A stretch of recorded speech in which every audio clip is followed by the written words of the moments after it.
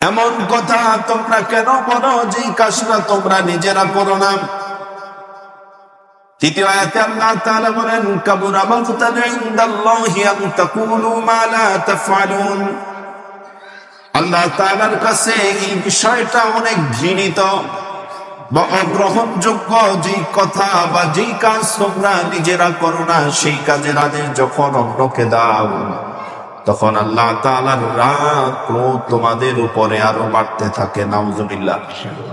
আল্লাহ তাআলার রাগ ক্রোধ ক্ষোভ তোমাদের উপর আরো বাড়তে থাকে। এই জন্যে নিজে যতটুকুন করতে পারবো অতটুকুন বলবো, বেশি পণ্ডিতি বা বেশি উপদেশ দেওয়ার প্রয়োজন নাই। বা এই নিয়তে দিবেন যে আমি যেহেতু এই উপদেশটা তাকে দিচ্ছি, তাহলে এই কথাটার উপরে আমি নিজেও আমল করব।